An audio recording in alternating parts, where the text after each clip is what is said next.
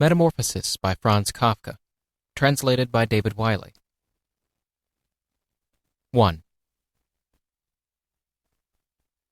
One morning, when Gregor Samsa woke from troubled dreams, he found himself transformed in his bed into a horrible vermin. He lay on his armor-like back, and if he lifted his head a little, he could see his brown belly, slightly domed and divided by arches into stiff sections.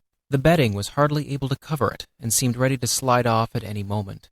His many legs, pitifully thin compared with the size of the rest of him, waved about helplessly as he looked. "What's happened to me?" he thought. It wasn't a dream. His room, a proper human room, although a little too small, lay peacefully between its four familiar walls. A collection of textile samples lay spread out on the table. Samsa was a traveling salesman, and above it there hung a picture that he had recently cut out of an illustrated magazine and housed in a nice gilded frame. It showed a lady fitted out with a fur hat and fur boa who sat upright, raising a heavy fur muff that covered the whole of her lower arm towards the viewer. Gregor then turned to look out the window at the dull weather. Drops of rain could be heard hitting the pane, which made him feel quite sad. "How about if I sleep a little longer and forget all this nonsense?" he thought. But that was something he wasn't able to do because he was used to sleeping on his right, and in his present state he couldn't get into that position. However hard he threw himself onto his right, he always rolled back to where he was. He must have tried it 100 times, shut his eyes so that he wouldn't have to look at the floundering legs, and only stopped when he began to feel a mild, dull pain there that had never been felt before. "Oh God," he thought, "what a strenuous career I've chosen. Traveling day in and day out. Doing business like this takes much more effort than doing your own business at home. And on top of that, there's the curse of traveling, worrying about making train connections, bad and irregular food, contact with different people all the time so that you can never get to know anyone or become friendly with them. It can all go to hell." He felt a slight itch up on his belly. He pushed himself slowly up on his back towards the headboard so that he could lift his head better. He found where the itch was and saw that it was covered with lots of little white spots which he didn't know what to make of. And when he tried to feel the place with one of his legs, he drew it quickly back because as soon as he touched it, he was overcome by a cold shudder. He slid back into his former position. "Getting up early all the time," he thought. "It makes you stupid. You've got to get enough sleep. Other traveling salesmen live a life of luxury. For instance, whenever I go back to the guest house during the morning to copy out the contract, these gentlemen are always still sitting there eating their breakfasts. I have to just try that with my boss. I'd get kicked out on the spot. But who knows? Maybe that would be the best thing for me. If I didn't have to think about my parents, I'd have given my notice a long time ago. I'd have gone up to the boss and told him just what I think. Tell him everything I would. Let him know just what I feel. He'd fall right off his desk. And it's a funny sort of thing to be sitting up there at your desk, talking down at your subordinates from up there, especially when you have to go right up close because the boss is hard of hearing. Well, there's still some hope. Once I've got the money together to pay off my parents' debt to him, another 5 or 6 years, I suppose, that's definitely what I'll do. That's when I'll make the big change. First of all, though, I guess I've got to get up. My train leaves at 5. And he looked over at the alarm clock ticking on the chest of drawers. God in heaven, he thought. It was 6:30, and the hands were quietly moving forwards. It was even later than 6:30, more like 6:45. Had the alarm clock not rung? He could see from the bed that it had been set to 4 o'clock, as it should have been. It certainly must have rung. Yes, but was it possible to quietly sleep through that furniture-rattling noise? True, he had not slept peacefully, but probably all the more deeply because of that. What should he do now? The next train went at 7.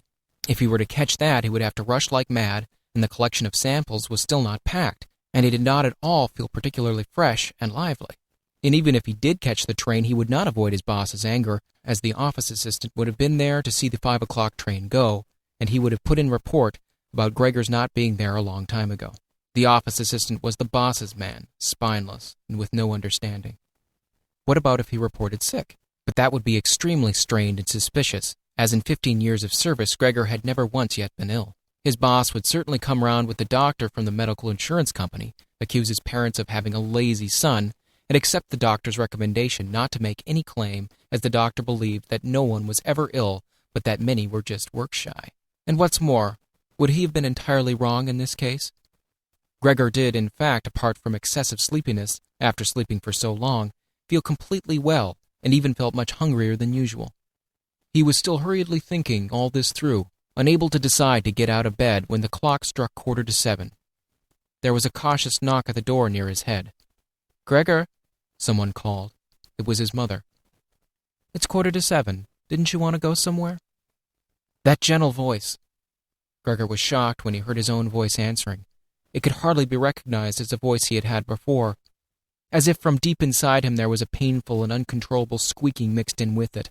The words could be made out at first, but then there was a sort of echo which made them unclear, leaving the hearer unsure whether he had heard properly or not. Gregor had wanted to give a full answer and explain everything, but in the circumstances contented himself with saying, "Yes, Mother. Yes, thank you. I'm getting up now." The changes in Gregor's voice probably could not be noticed outside that wooden door, as his mother was satisfied with this explanation and shuffled away. But this short conversation made the other members of the family aware that Gregor, against their expectations, was still at home, and soon his father came knocking at one of the side doors, gently, but with his fist. "Gregor," he called. "What's wrong?" And after a short while he called again with a warning deepness in his voice. "Gregor." At the other side his sister came plaintively. "Gregor, aren't you well? Do you need anything?" Gregor answered to both sides. "I'm ready now," making an effort to remove all the strangeness from his voice by enunciating very carefully and putting long pauses between each individual word. His father went back to his breakfast, but his sister whispered, "Gregor, open the door, I beg of you." Gregor, however, had no thought of opening the door, and instead congratulated himself for his cautious habit, acquired from his traveling, of locking all doors at night even when he was at home. The first thing he wanted to do was get up in peace without being disturbed, to get dressed, and most of all to have his breakfast. Only then would he consider what to do next, as he was well aware that he would not bring his thoughts to any sensible conclusions by lying in bed. He remembered that he had often felt a slight pain in bed, perhaps caused by lying awkwardly, but that had always turned out to be pure imagination, and he wondered how his imaginings would slowly resolve themselves today. He did not have the slightest doubt that the change in his voice was nothing more than the first signs of a serious cold, which was an occupational hazard for traveling salesmen. It was a simple matter to throw off the covers. He only had to blow himself up a little, and they fell off by themselves. But it became difficult after that, especially as he was so exceptionally broad. He would have used his arms and his hands to push himself up, but instead of them, he had only all those little legs continuously moving in different directions, and which he was moreover unable to control. If he wanted to bend one of them, then that was the first one that would stretch itself out, and if he finally managed to do what he wanted with that leg, all the others seemed to be set free and would move about painfully. "This is something that can't be done in bed," Gregor said to himself, "so don't keep trying to do it." The first thing he wanted to do was get the lower part of his body out of the bed, but he had never seen this lower part and could not imagine what it looked like. It turned out to be too hard to move.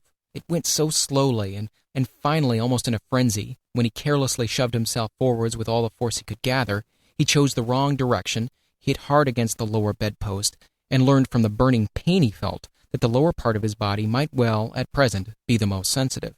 So then he tried to get the top part of his body out of the bed first, carefully turning his head to the side. This he managed quite easily, and despite its breadth and its weight, the bulk of his body eventually followed slowly in the direction of the head. But when he had at last got his head out of the bed and into the fresh air, it occurred to him that if he let himself fall, it would be a miracle if his head were not injured. So he became afraid to carry on pushing himself forward the same way.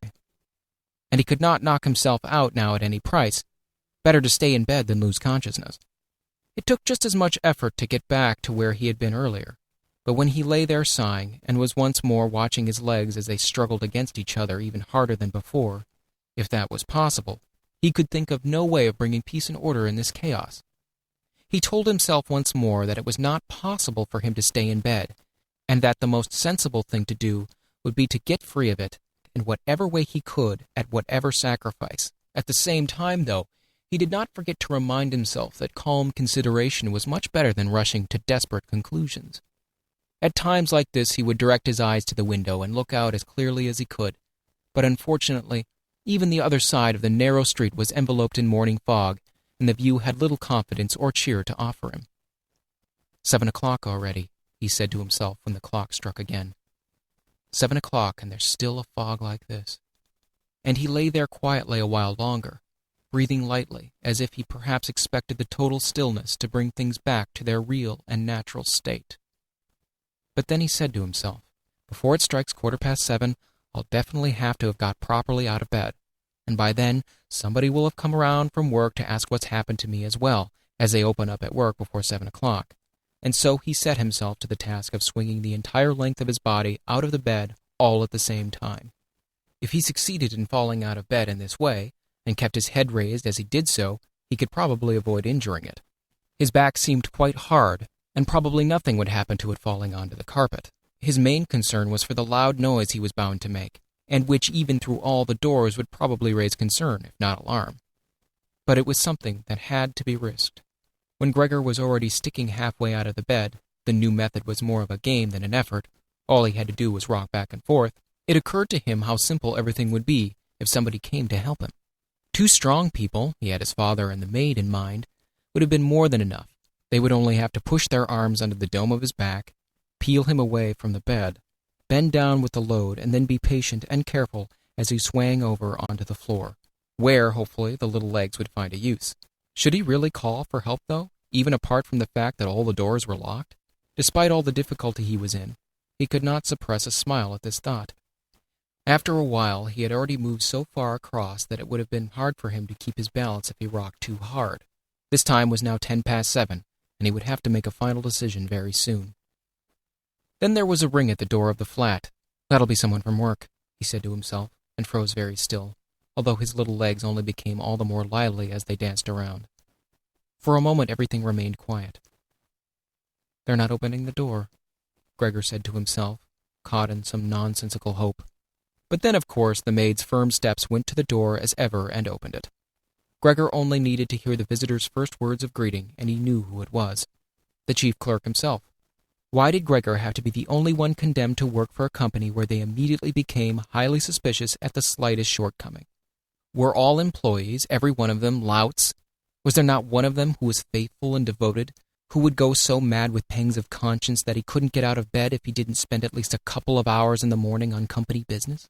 Was it really not enough to let one of the trainees make inquiries, assuming inquiries were even necessary? Did the chief clerk have to come himself, and did they have to show the whole innocent family that this was so suspicious that only the chief clerk would be trusted to have the wisdom to investigate it? And more because these thoughts made him upset than through any proper decision, he swung himself with all his force out of the bed. There was a loud thump, but it wasn't really a loud noise. His fall was softened a little by the carpet, and Gregor's back was also more elastic than he had thought, which made the sound muffled and not too noticeable. He had not held his head carefully enough, though, and hit it as he fell. Annoyed and in pain, he turned it and rubbed it against the carpet. "Something's fallen down in there," said the chief clerk in the room on the left. Gregor tried to imagine whether something of the sort that had happened to him today could ever happen to the chief clerk, too. He had to concede it was possible. But as if in a gruff reply to this question, the chief clerk's firm footsteps in his highly polished boots could now be heard in the adjoining room. From the room on his right, Gregor's sister whispered to him to let him know. "Gregor, the chief clerk is here." "Yes, I know," said Gregor to himself without daring to raise his voice loud enough for his sister to hear him. "Gregor! Gregor!" said his father now from the room to his left. "The chief clerk has come round and wants to know why you didn't leave on the early train. We don't know what to say to him, and anyway he wants to speak to you personally. So please open up this door. I'm sure he'll be good enough to forgive the untidiness of the room." Then the chief clerk called. "Good morning, Mr. Samsa."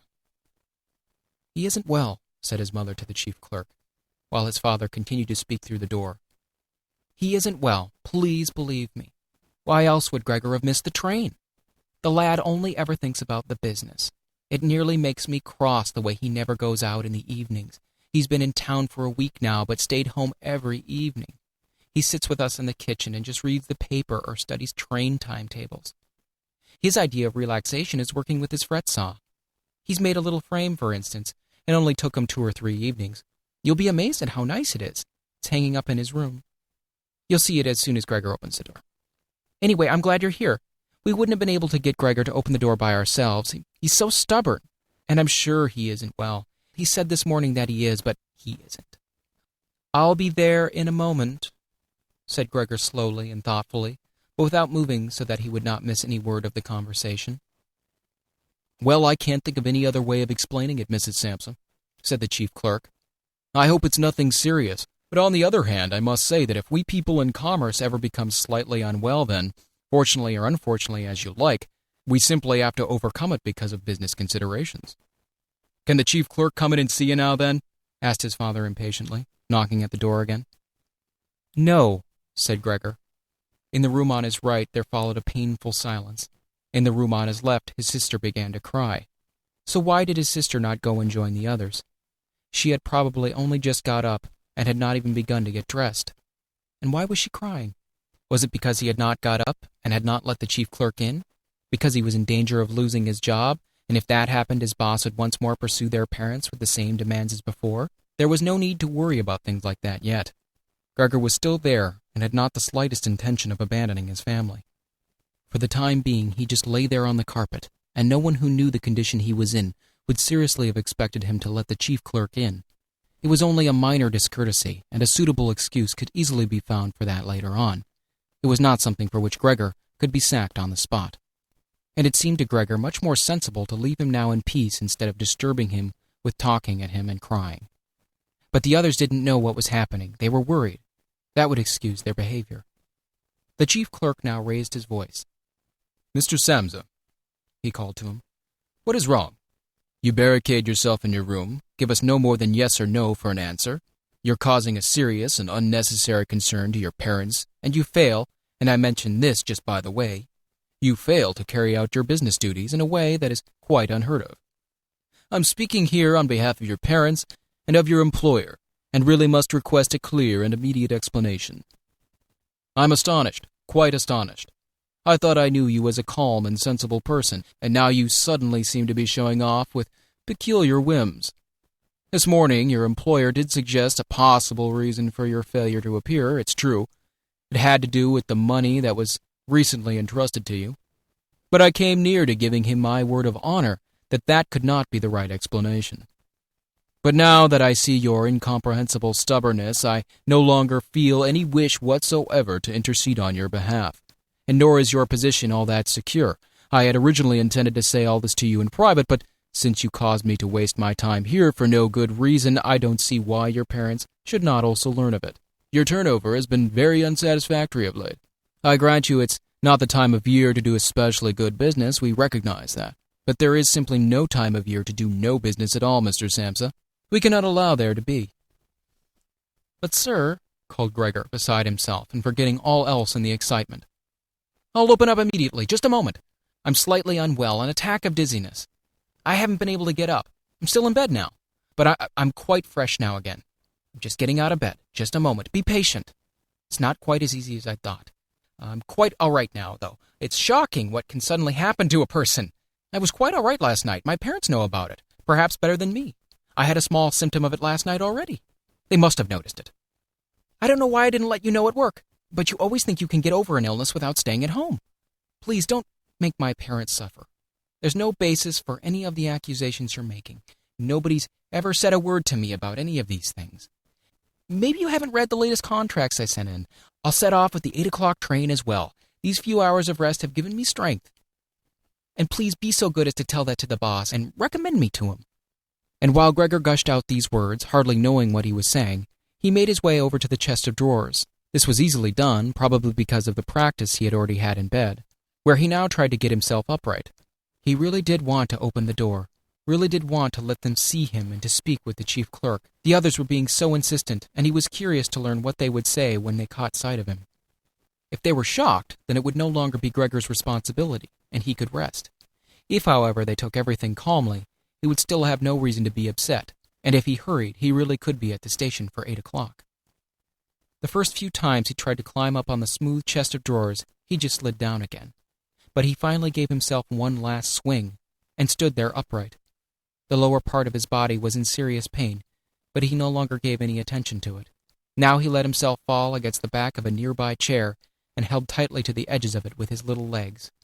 By now he had also calmed down, and kept quiet so that he could listen to what the chief clerk was saying. "Did you understand a word of all that?" the chief clerk asked his parents, Surely he's not trying to make fools of us. "Oh, God," called his mother, who was already in tears. "He could be seriously ill, and we're making him suffer. Greta," she then cried. "Mother?" his sister called from the other side. They communicated across Gregor's room. "You'll have to go for the doctor straight away. Gregor is ill. Quick, get the doctor. Did you hear the way Gregor spoke just now?" "That was the voice of an animal," said the chief clerk with a calmness that was in contrast with his mother's screams. Anna! His father called into the kitchen through the entrance hall, clapping his hands. "Get a locksmith here now." And the two girls, their skirts swishing, immediately ran out through the hall, wrenching open the front door of the flat as they went. How had his sister managed to get dressed so quickly? There was no sound of the door banging shut again. They must have left it open. People often do in homes where something awful has happened. Gregor, in contrast, had become much calmer, so they couldn't understand his words anymore, although they seemed clear enough to him, clearer than before. Perhaps his ears had become used to the sound. They had realized, though, that there was something wrong with him, and were ready to help. The first response to his situation had been confident and wise, and that made him feel better. He felt that he had been drawn back in, among people, and from the doctor and the locksmith he expected great and surprising achievements, although he did not really distinguish one from the other. Whatever was said next would be crucial, so in order to make his voice as clear as possible, he coughed a little, but taking care to do this not too loudly, as even this might well sound different from a way that a human coughs, and he was no longer sure that he could judge this for himself. Meanwhile, it had become very quiet in the next room. Perhaps his parents were sat at the table whispering with the chief clerk, or perhaps they were all pressed against the door and listening. Gregor slowly pushed his way over to the door with the chair. Once there, he let go of it and threw himself onto the door, holding himself upright against it using the adhesive on the tips of his legs. He rested there a little while to recover from the effort involved, and then set himself to the task of turning the key in the lock with his mouth. He seemed unfortunately to have no proper teeth. How was he then to grasp the key? But the lack of teeth was, of course, made up for with a very strong jaw. Using the jaw, he really was able to start the key turning, ignoring the fact that he must have been causing some kind of damage, as a brown fluid came from his mouth, flowed over the key, and dripped onto the floor. "Listen," said the chief clerk in the next room. "He's turning the key." Gregor was greatly encouraged by this, but they all should have been calling to him, his father and his mother too. "Well done, Gregor," they should have cried. "Keep at it. Keep hold of the lock." And with the idea that they were all excitedly following his efforts, he bit on the key with all his strength, paying no attention to the pain he was causing himself. As the key turned round, he turned around the lock with it, only holding himself upright with his mouth, and hung on to the key or pushed it down again with the whole weight of his body as needed.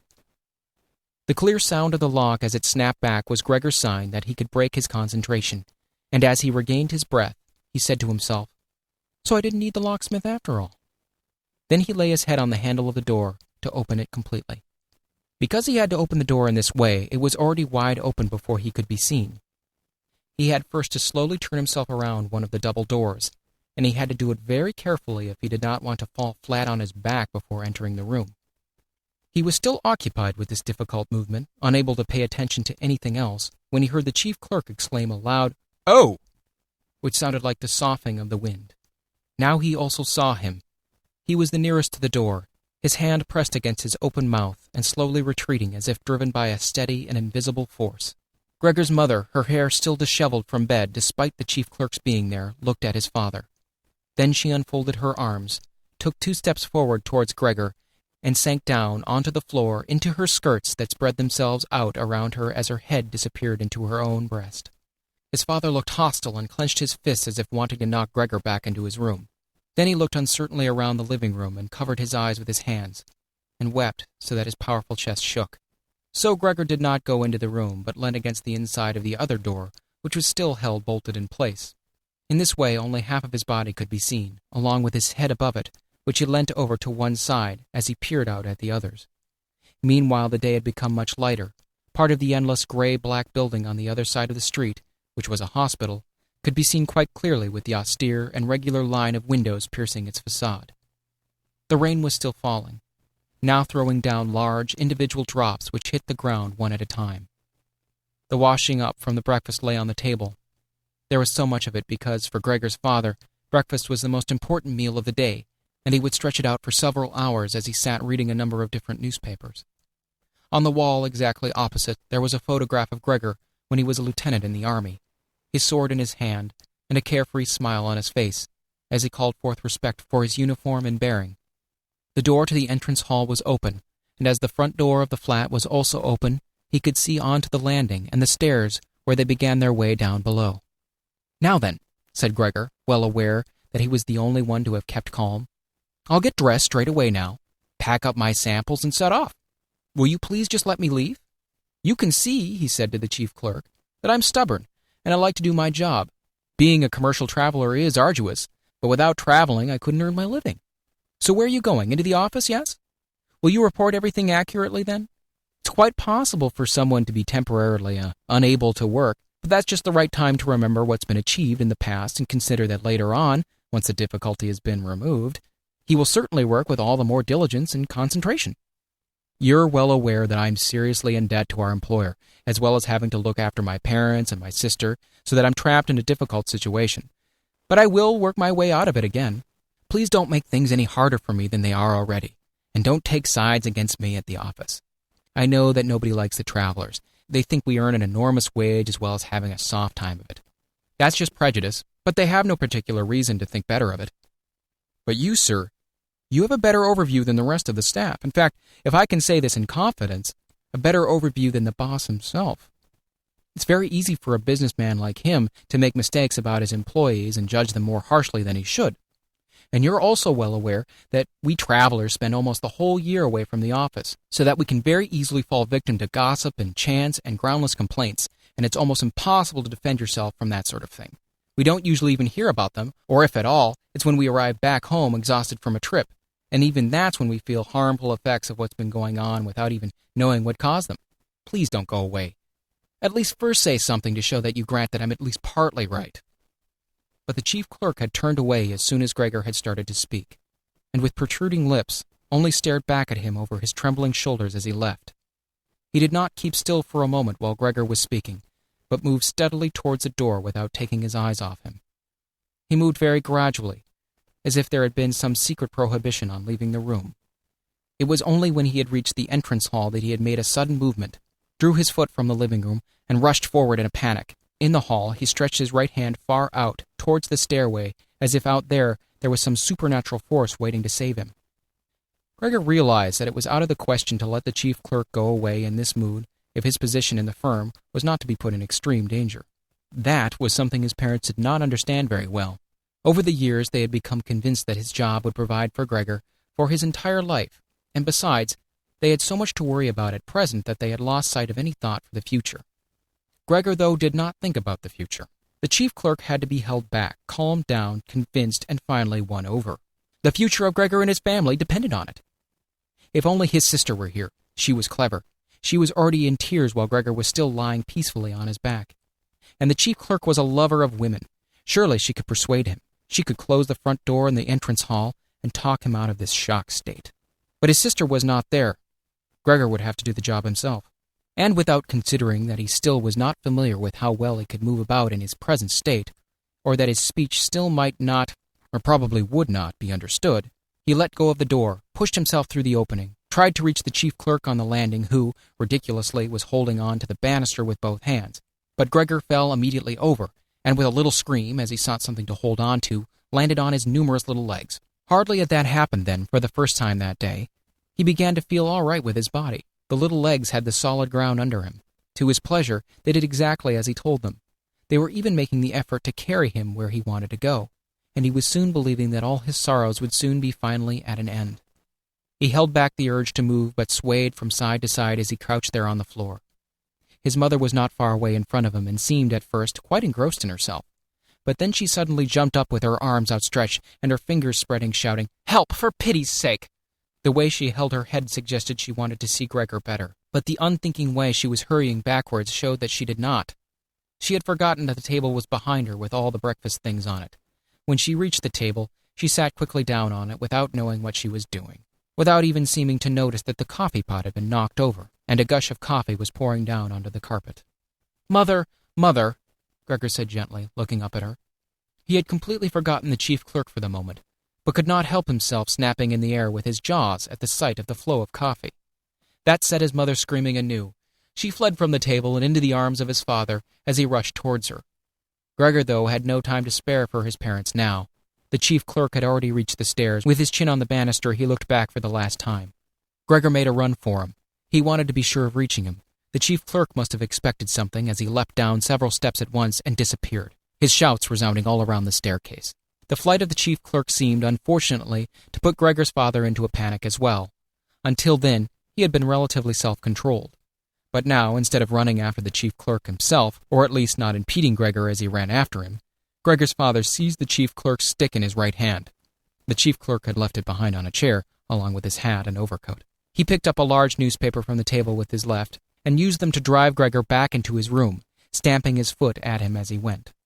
Gregor's appeals to his father were of no help. His appeals were simply not understood. However much he humbly turned his head, his father merely stamped his foot all the harder. Across the room, despite the chilly weather, Gregor's mother had pulled open a window, leant far out of it, and pressed her hands to her face. A strong draught of air flew in from the streets towards the stairway. The curtains flew up, the newspapers on the table fluttered, and some of them were blown into the floor. Nothing would stop Gregor's father as he drove him back, making hissing noises at him like a wild man. Gregor had never had any practice in moving backwards, and was only able to go very slowly. If Gregor had only been allowed to turn around, he would have been back in his room straight away. But he was afraid that if he took the time to do that, his father would become impatient, and there was the threat of a lethal blow to his back or head from the stick in his father's hand at any moment. Eventually, though, Gregor realized that he had no choice, as he saw to his disgust that he was quite incapable of going backwards in a straight line. So he began, as quickly as possible, and with frequent anxious glances at his father, to turn himself around. It went very slowly, but perhaps his father was able to see his good intentions, as he did nothing to hinder him. In fact, now and then he used the tip of his stick to give directions from a distance as to which way to turn. If only his father would stop that unbearable hissing. It was making Gregor quite confused. When he had already finished turning round, still listening to that hissing, he made a mistake and turned himself back a little, the way he had just come. He was pleased when he finally had his head in front of the doorway, but then saw that it was too narrow, and his body was too broad to get through it without further difficulty. In his present mood, it obviously did not occur to his father to open the other of the double doors so that Gregor would have enough space to get through. He was merely fixed on the idea that Gregor should go back into his room as quickly as possible. Nor would he ever have allowed Gregor the time to get himself upright as preparation for getting through the doorway. What he did, making more noise than ever, was to drive Gregor forwards all the harder, as if there had been nothing in the way. It sounded to Gregor as if there was now more than one father behind him. It was not a pleasant experience, and Gregor pushed himself into the doorway without regard for what might happen. One side of his body lifted itself. He lay at an angle in the doorway. One flank scraped on the white door and was painfully injured, leaving vile brown flecks on it. Soon he was stuck fast and would not have been able to move at all by himself. The little legs along one side hung quivering in the air, while those on the other side were pressed painfully against the ground. Then his father gave him a hefty shove from behind, which released him from where he was held and sent him flying, and heavily bleeding, deep into his room. The door was slammed shut with the stick. Then finally... 2. It was not until it was getting dark that evening that Gregor awoke from his deep and coma-like sleep. He would have woken soon afterwards anyway, even if he had not been disturbed, as he had had enough sleep and felt fully rested. But he had the impression that some hurried steps, and the sound of the door leading into the front room being carefully shut, had woken him. The light from the electric street lamps shone palely here and there onto the ceiling and tops of the furniture, but down below, where Gregor was, it was dark. He pushed himself over to the door, feeling his way clumsily with his antennae, of which he was now beginning to learn the value, in order to see what had been happening there. The whole of his left side seemed like one painfully stretched scar, and he limped badly on his 2 rows of legs. One of the legs had been badly injured in the events of that morning. It was nearly a miracle that only one of them had been, and dragged along lifelessly. It was only when he reached the door that he realized what it actually was that had drawn him over to it. It was the smell of something to eat. By the door there was a dish filled with a sweetened milk with little pieces of white bread floating in it. He was so pleased he almost laughed, as he was even hungrier than he had been that morning, and immediately dipped his head into the milk, nearly covering his eyes with it. But he soon drew his head back again in disappointment. Not only did the pain in his tender left side make it difficult to eat the food, he was only able to eat if his whole body worked together as a snuffling whole, but the milk did not taste at all nice. Milk like this was normally his favorite drink, and his sister had certainly left it there for him because of that. But he turned, almost against his own will, away from that dish and crawled back into the center of the room. Through the crack in the door, Gregor could see that the gas had been lit in the living room. His father at this time would normally be sat with his evening paper, reading it out loud in a voice to Gregor's mother, and sometimes to his sister, but there was now not a sound to be heard. Gregor's sister would often write and tell him about this reading, but maybe his father had lost the habit in recent times. It was so quiet all around, too, even though there must have been somebody in the flat. "What a quiet life it is the family lead," said Gregor to himself, and gazing into the darkness felt a great pride that he was able to provide a life like that in such a nice home for his sister and parents. But what now if all this peace and wealth and comfort should come to a horrible and frightening end? This was something that Gregor did not want to think about too much, so he started to move about, crawling up and down the room. Once during that long evening, the door on one side of the room was opened very slightly and hurriedly closed again. Later on, the door on the other side did the same. It seemed that someone needed to enter the room, but thought better of it. Gregor went and waited immediately by the door, resolved either to bring the timorous visitor into the room in some way, or at least to find out who it was. But the door was opened no more that night, and Gregor waited in vain. The previous morning, while the doors were locked, everyone had wanted to get in there to him. But now that he had opened up one of the doors and the others had clearly been unlocked some time during the day, no one came, and the keys were in the other sides.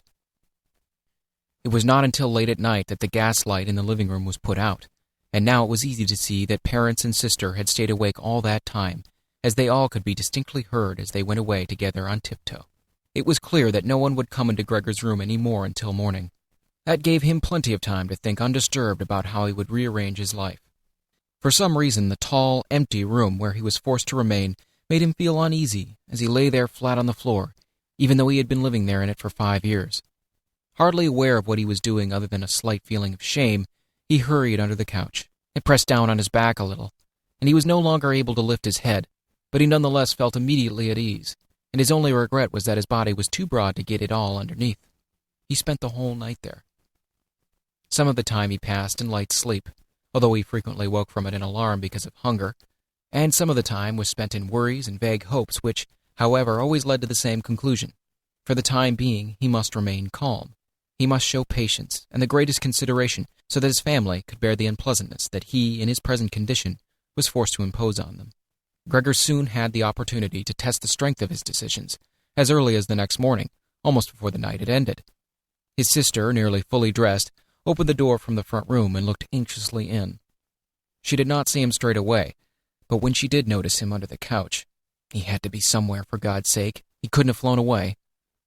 She was so shocked that she lost control of herself and slammed the door shut again from outside. But she seemed to regret her behavior, and she opened the door again straight away and came in on tiptoe as if entering the room of someone seriously ill, or even of a stranger. Gregor had pushed his head forward, right to the edge of the couch, and watched her. Would she notice that he had left the milk as it was, realize that it was not from any lack of hunger, and bring him in some other food that was more suitable? If she didn't do it herself, he would rather go hungry than draw her attention to it, although he did feel a terrible urge to rush forward from under the couch, throw himself at his sister's feet, and beg her for something good to eat. However, his sister noticed the full dish immediately, and looked at it, and the few drops of milk splashed around it with some surprise. She immediately picked it up, using a rag, not her bare hands, and carried it out. Gregor was extremely curious as to what she would bring in its place, imagining the wildest possibilities, but he could never have guessed what his sister, in her goodness, actually did bring. In order to test his taste, she brought him a whole selection of things, all spread out on an old newspaper. There were old, half-rotten vegetables, bones from the evening meal covered in white sauce that had gone hard, a few raisins and almonds, some cheese that Gregor had declared inedible 2 days before, a dry roll and some bread spread with butter and salt. As well as all that, she had poured some water into the dish, which had probably been permanently set aside for Gregor's use, and placed it beside them.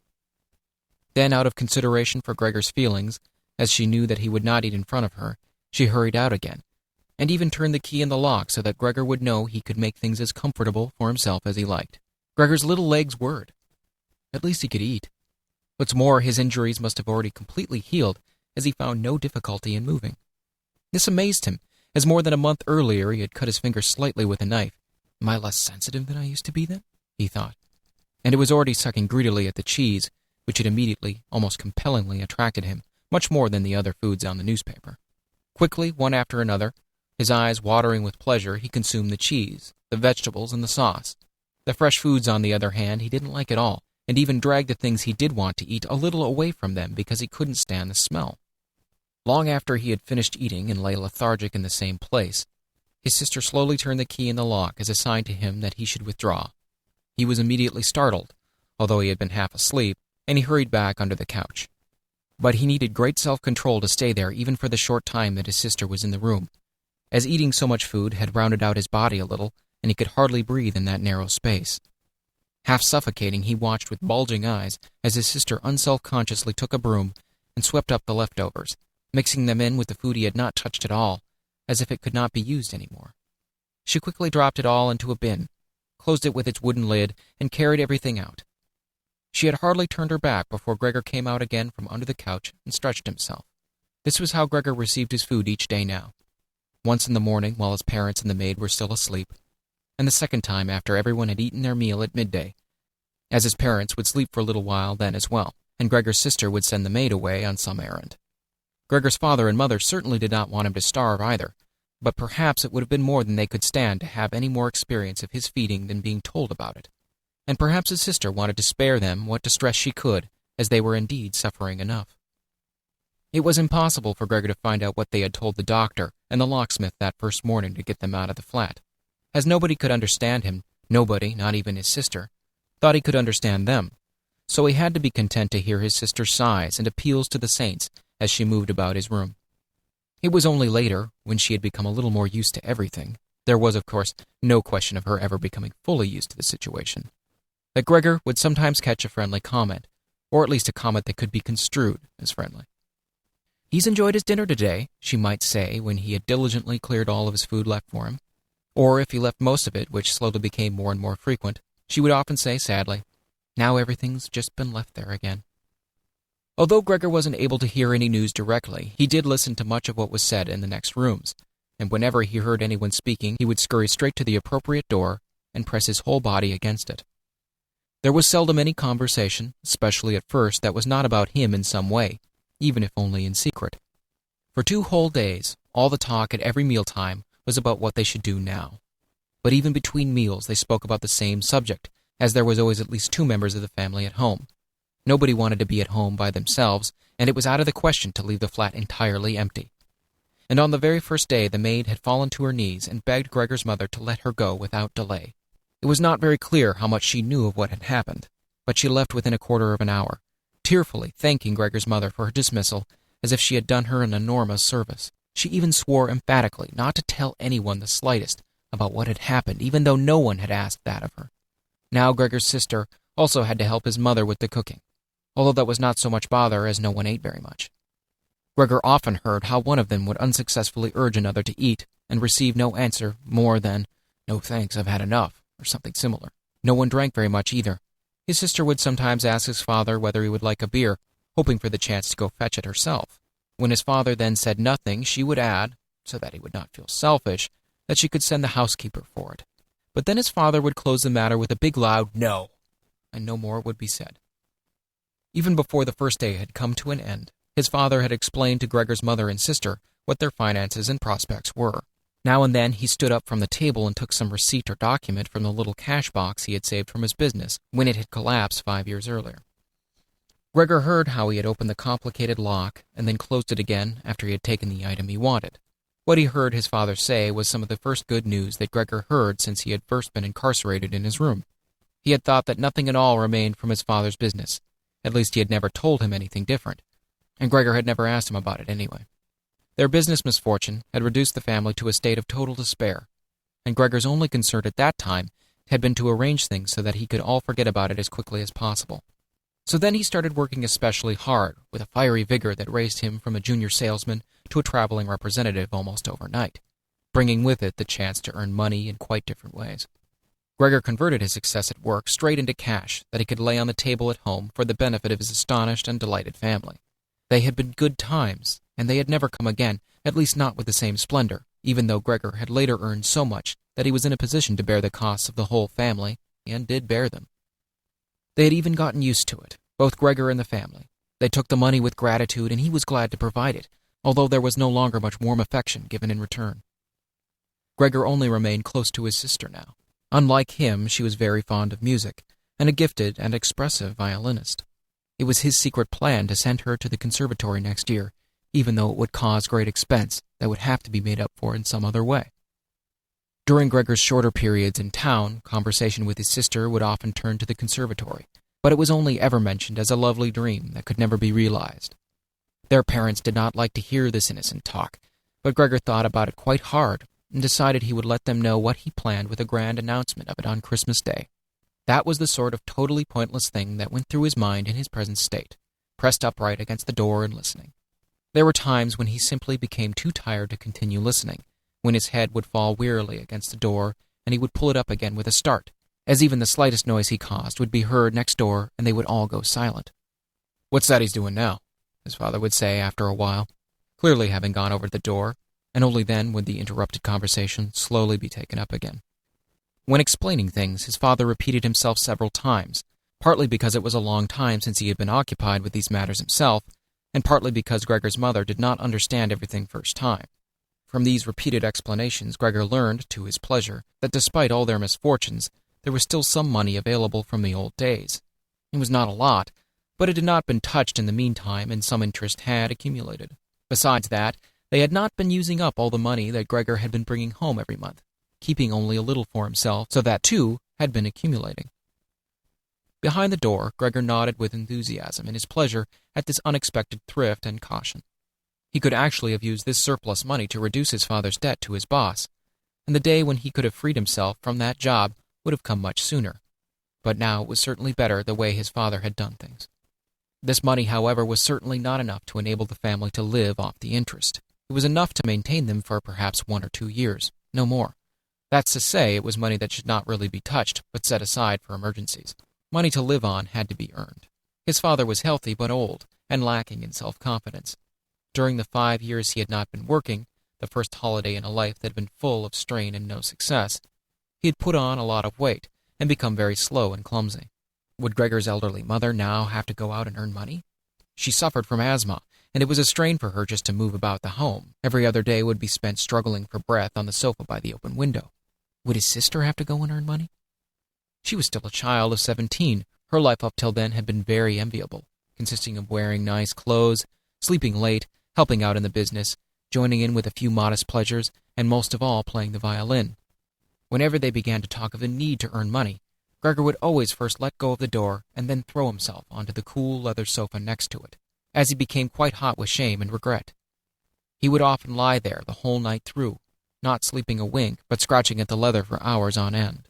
Or he might go to all the effort of pushing a chair to the window, climbing up onto the sill, and, propped up in a chair, leaning on the window and staring out of it. He had used to feel a great sense of freedom from doing this, but doing it now was obviously something more remembered than experienced, as what he actually saw in his way was becoming less distinct every day, even things that were quite near. He had used to curse the ever-present view of the hospital across the street, but now he could not see it at all, and if he had not known that he lived in Charlotte-Tenstrasse, which was a quiet street despite being in the middle of the city, he could have thought he was looking out the window at a barren waste, where the gray sky and the gray earth mingled inseparably. His observant sister only needed to notice the chair twice before she would always push it back to its exact position by the window after she had tidied up the room, and even left the inner pane of the window open from then on. If Gregor had only been able to speak to his sister and thank her for all that she had to do for him, it would have been easier for him to bear it, but as it was, it caused him pain. His sister naturally tried as far as possible to pretend there was nothing burdensome about it, and the longer it went on, of course, the better she was able to do so. But as time went by, Gregor was also able to see through it all so much better. It had even become very unpleasant for him now, whenever she entered the room. No sooner had she come in than she would quickly close the door as a precaution so that no one would have to suffer the view into Gregor's room. Then she would go straight to the window and pull it hurriedly open, as if she were suffocating. Even if it was cold, she would stay at the window breathing deeply for a little while. She would alarm Gregor twice a day with his running about and noise-making. He would stay under the couch shivering the whole while, knowing full well that she would certainly have liked to spare him this ordeal, but it was impossible for her to be in the same room with him with the windows closed. One day, about a month after Gregor's transformation, when his sister no longer had any particular reason to be shocked at his appearance, she came into the room a little earlier than usual, and found him still staring out the window motionless, and just where he would be most horrible. In itself, his sister's not coming into the room would have been no surprise for Gregor, as it would have been difficult for her to immediately open the door while he was still there. But not only did she not come in, she went straight back and closed the door behind her. A stranger would have thought he threatened her and tried to bite her. Gregor went straight to hide himself under the couch, of course, but he had to wait until midday before his sister came back, and she seemed much more uneasy than usual. It made him realize that she still found his appearance unbearable, and would continue to do so. She probably even had to overcome the urge to flee when she saw the little bit of him that protruded from under the couch. One day, in order to spare her even this sight, he spent 4 hours carrying the bedsheet over to the couch on his back, and arranged it so that he was completely covered, and his sister would not have to see him, even if she bent down. If she did not think this sheet necessary, then all she had to do was take it off again, as it was clear enough that it was no pleasure for Gregor to cut himself off so completely. She left the sheet where it was. Gregor even thought he glimpsed a look of gratitude one time when he carefully looked out from under the sheet to see how his sister liked the new arrangement. For the next 14 days, Gregor's parents could not bring themselves to come into the room to see him. He would often hear them say how they appreciated all the work his sister was doing, even though before they had seen her as a girl who was somewhat useless and frequently been annoyed with her. But now the two of them, father and mother, would often both wait outside the door of Gregor's room while his sister tidied up in there. And as soon as she went out again, she would have to tell them exactly how everything looked, what Gregor had eaten, how he had behaved this time, and whether perhaps any slight improvement could be seen. His mother also wanted to go in and visit Gregor relatively soon, but his father and sister at first persuaded her against it. Gregor listened very closely to all this and approved fully. Later, though, she had to be held back by force, which made her call out, "Let me go see Gregor. He is my unfortunate son. Can't you understand? I have to see him." And Gregor would think to himself that maybe it would be better if his mother came in. Not every day, of course, but one day a week, perhaps. She could understand everything much better than his sister, who, for all her courage, was still just a child after all, and really might not have an adult's appreciation of the burdensome job she had taken on. Gregor's wish to see his mother was soon realized. Out of consideration for his parents, Gregor wanted to avoid being seen at the window during the day. The few square meters of the floor did not give him much room to crawl about. It was hard to just lie quietly through the night. His food soon stopped giving him pleasure at all, and so, to entertain himself, he got into the habit of crawling up and down the walls and ceiling. He was especially fond of hanging from the ceiling. It was quite different from lying on the floor. He could breathe more freely. His body had a light swing to it, and up there, relaxed and almost happy, it might happen that he would surprise even himself by letting go of the ceiling and landing on the floor with a crash. But now, of course, he had far better control of his body than before, and even with a fall as great as that, caused himself no damage. Very soon his sister noticed Gregor's new way of entertaining himself. He had, after all, left traces of the adhesives from his feet as he crawled about, and got it into her head to make it as easy as possible for him by removing the furniture that got in the way, especially the chest of drawers and the desk. Now, this was not something that she would be able to do by herself. She did not dare to ask for help from her father. The 16-year-old maid had carried on bravely since the cook had left, but she certainly would not have helped in this. She had even asked to be allowed to keep the kitchen locked at all times, and never to have to open the door unless it was especially important. So his sister had no choice but to choose some time when Gregor's father was not there, and fetch his mother to help her. As she approached the room, Gregor could hear his mother express her joy, but once at the door she went silent. First, of course, his sister came in and looked round to see that everything in the room was all right, and only then did she let her mother enter. Gregor hurriedly pulled the sheet down lower over the couch and put more folds into it, so that everything looked as if it had been just thrown down by chance. Gregor also refrained this time from spying out from under the sheet. He gave up the chance to see his mother until later, and was simply glad that she had come. "You can come in, he can't be seen," said his sister, obviously leading her in by hand. The old chest of drawers was too heavy for a pair of feeble women to be heaving about, but Gregor listened as they pushed it from its place, his sister always taking on the heaviest part of the work for herself, and ignoring her mother's warnings that she would strain herself. This lasted a very long time, After laboring at it for 15 minutes or more, his mother said it would be better to leave the chest where it was. For one thing, it was too heavy for them to get the job finished before Gregor's father got home, and leaving it in the middle of the room, it would be in his way even more. And for another thing, it wasn't even sure that taking the furniture away would really be any help to him. She thought just the opposite. The sight of the bare walls saddened her right to her heart. And why wouldn't Gregor feel the same way about it? He had been used to this furniture in his room for a long time, and it would make him feel abandoned to be in an empty room like that. Then, quietly, almost whispering as if wanting Gregor, whose whereabouts she did not know, to hear not even the tone of her voice, as she was convinced that he did not understand her words, she added, "And by taking the furniture away, won't it seem like we're showing that we've given up all hope of improvement, and we're abandoning him to cope for himself? I think it'd be best to leave the room exactly the way it was before, so that when Gregor comes back to us again, he'll find everything unchanged, and he'll be able to forget the time in between all the easier."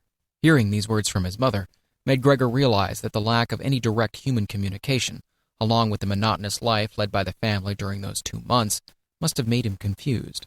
He could think of no other way of explaining to himself why he had seriously wanted his room emptied out. Had he really wanted to transform his room into a cave?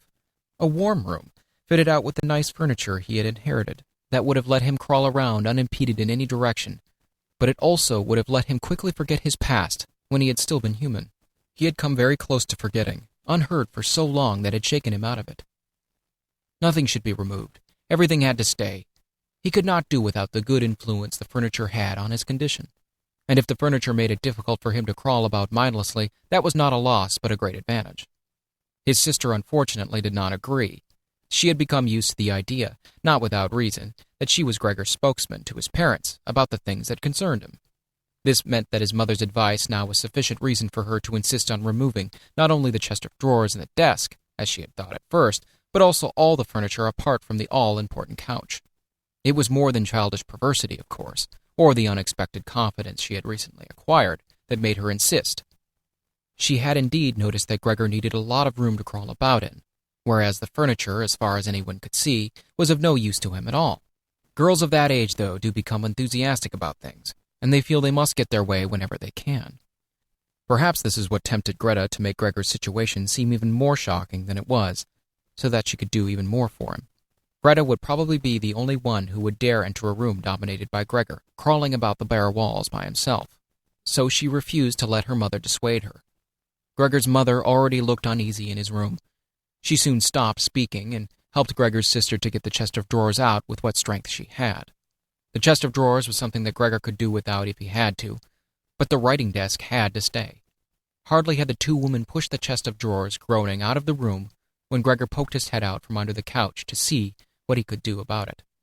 He meant to be as careful and considerate as he could, but unfortunately it was his mother who came back first, while Greta in the next room had her arms around the chest, pushing and pulling it from side to side by herself, without, of course, moving it an inch. His mother was not used to the sight of Gregor. He might have made her ill, so Gregor hurried back to the far end of the couch. In his startlement, though, he was not able to prevent the sheet at its front from moving a little. It was enough to attract his mother's attention. She stood very still, remained there a moment, and then went back out to Greta. Gregor kept trying to assure himself that nothing unusual was happening. It was just a few pieces of furniture being moved, after all. But he soon had to admit that the women going to and fro, their little calls to each other, the scraping of the furniture on the floor, all these things made him feel as if he were being assailed from all sides. With his head and legs pulled in against him and his body pressed on the floor, he was forced to admit to himself that he could not stand all of this much longer. They were emptying his room out, taking away everything that was dear to him. They were already taking out the chest containing his fret saw and other tools. Now they threatened to remove the writing desk, with its place clearly worn into the floor, the desk where he had done his homework as a business trainee, at high school, even while he had been at infant school. He really could not wait any longer to see whether the two women's intentions were good. He had nearly forgotten they were there anyway, as they were now too tired to say anything while they worked, and he could only hear their feet as they stepped heavily on the floor. So, while the women were leant against the desk in the other room, catching their breath, he sallied out, changed direction 4 times, not knowing what he should say first, before his attention was suddenly caught by the picture on the wall, which was already denuded of everything else that had been on it, of the lady dressed in copious fur. He hurried up onto the picture and pressed himself against its glass. It held him firmly and felt good on his hot belly. His picture, at least, now totally covered by Gregor, would certainly be taken away by no one. He turned his head to face the door into the living room so that he could watch the women when they came back. They had not allowed themselves a long rest and came back quite soon. Greta had put her arm around her mother and was nearly carrying her. "What shall we take now, then?" said Greta, looking around. Her eyes met those of Gregor on the wall. Perhaps only because her mother was there, she remained calm, bent her face to her so that she would not look around, and said, albeit hurriedly and with a tremor in her voice, "Come on, let's go back in the living room for a while." Gregor could see what Greta had in mind. She wanted to take her mother somewhere safe and then chase him down from the wall. Well, she could certainly try it. He sat unyieldingly on his picture. He would rather jump at Greta's face, but Greta's words had made her mother quite worried. She stepped to one side, saw the enormous brown patch against the flowers of the wallpaper, and before she even realized it was Gregor, "Oh God, oh God!" Arms outstretched, she fell onto the couch as if she had given up everything and stayed there immobile. "Gregor!" shouted his sister, glowering at him and shaking her fist. That was the first word she had spoken to him directly since his transformation. She ran into the other room to fetch some kind of smelling salts to bring her mother out of her faint. Gregor wanted to help too. He could save his picture later, although he stuck fast to the glass and had to pull himself off by force. Then he too ran into the next room as if he could advise his sister like in the old days. But he had to just stand behind her doing nothing. She was looking into various bottles. He startled her when she turned round. A bottle fell to the ground and broke. A splinter cut Gregor's face. Some kind of caustic medicine splashed all over him. Now, without delaying any longer, Greta took hold of all the bottles she could and ran with them into her mother. She slammed the door shut with her foot. So now Gregor was shut out from his mother, who, because of him, might be near to death. He could not open the door if he did not want to chase his sister away, and she had to stay with his mother. There was nothing for him to do but wait, and depressed with anxiety and self-reproach, he began to crawl about. He crawled over everything, walls, furniture, ceiling, and finally in his confusion, as the whole room began to spin around him, he fell down into the middle of the dinner table. He lay there for a while, numb and immobile. All around him it was quiet. Maybe that was a good sign. Then there was someone at the door. The maid, of course, had locked herself in her kitchen, so that Greta would have to go in and answer it. His father had arrived home. "What happened?" were his first words. Greta's appearance must have made everything clear to him. She answered him with a subdued voice and openly pressed her face onto his chest. "Mother's fainted, but she's better now." Gregor got out. "Just as I always said. But you women wouldn't listen, would you?" It was clear to Gregor that Greta had not said enough, and that his father took it to mean that something bad had happened, that he was responsible for some act of violence. That meant Gregor would now have to try to calm his father, as he did not have the time to explain things to him, even if it had been possible. So he fled to the door of his room, and pressed himself against it so that his father, when he came in from the hall, could see straight away that Gregor had the best intentions, and would go back into his room without delay, that it would not be necessary to drive him back, but that he would only have to open the door, and he would disappear. His father, though, was not in the mood to notice subtleties like that. "Ah!" he shouted as he came in, sounding as if he were both angry and glad at the same time. Gregor drew his head back from the door and lifted it towards his father. He really had not imagined his father the way he stood there now. Of late, with his new habit of crawling about, he had neglected to pay attention to what was going on in the rest of the flat the way he had done before. He really ought to have expected things to have changed, but still, was that really his father? The same tired man as used to be laying there entombed in his bed when Gregor came back from his business trips, who would receive him sitting in the armchair in his nightgown when he came back in the evenings, who was hardly even able to stand up, but as a sign of his pleasure would just raise his arms, and who on a couple of times a year, when they went for a walk together on a Sunday or a public holiday, wrapped up tightly in his overcoat between Gregor and his mother, would always labor his way forward a little more slowly than them, who were already walking slowly for his sake, who would place his stick down carefully, and if he wanted to say something would invariably stop and gather his companions around him. He was standing up straight enough now, dressed in a smart blue uniform with gold buttons, the sort worn by the employees at the banking institute. Above the high, stiff collar of the coat, his strong double chin emerged. Under the bushy eyebrows, his piercing dark eyes looked out fresh and alert. His normally unkempt white hair was combed down painfully close to his scalp. He took his cap, with its gold monogram from probably some bank, and threw it in an arc right across the room onto the sofa, put his hands in his trouser pockets, pushing back the bottom of his long uniform coat, and with a look of determination walked towards Gregor. He probably did not even know himself what he had in mind, but nonetheless lifted his feet unusually high, Gregor was amazed at the enormous size of the soles of his boots, but wasted no time with that. He knew full well, right from the first day of his new life, that his father thought it necessary to always be extremely strict with him. And so he ran up to his father, stopped when his father stopped, scurried forwards again when he moved, even slightly. In this way they went round the room several times without anything decisive happening, without even giving the impression of a chase, as everything went so slowly. Gregor remained all this time on the floor, largely because he feared his father might see it as especially provoking if he fled into the wall or ceiling. Whatever he did, Gregor had to admit that he certainly would not be able to keep up this running about for long. As for each step his father took, he had to carry out countless movements. He became noticeably short of breath. Even in his earlier life, his lungs had not been very reliable. Now, as he lurched about in his efforts to muster all the strength he could for running, he could hardly keep his eyes open. His thoughts became too slow for him to think of any other way of saving himself than running. He almost forgot that the walls were there for him to use, although here they were concealed behind carefully carved furniture full of notches and protrusions. Then right beside him, lightly tossed, something flew down and rolled in front of him. It was an apple. Then another one immediately flew at him. Gregor froze in shock. There was no longer any point in running, as his father had decided to bombard him. He had filled his pockets with fruit from the bowl on the sideboard, and now, without even taking the time for careful aim, threw one apple after another. These little red apples rolled about on the floor, knocking into each other as if they had electric motors. An apple thrown without much force glanced against Gregor's back and slid off without doing any harm. Another one, however, immediately following it, hit squarely and lodged in his back. Gregor wanted to drag himself away, as if he could remove the surprising, the incredible pain by changing his position. But he felt as if nailed to the spot, and spread himself out, all his senses in confusion. The last thing he saw was the door of his room being pulled open. His sister was screaming. His mother ran out in front of her in her blouse, as his sister had taken off some of her clothes after she had fainted to make it easier for her to breathe. She ran to his father, her skirts unfastened, and sliding one after another to the ground. Stumbling over the skirts, she pushed herself to his father, her arms around him, uniting herself with him totally. Now Gregor lost his ability to see anything. Her hands behind his father's head, she begged him to spare Gregor. 3.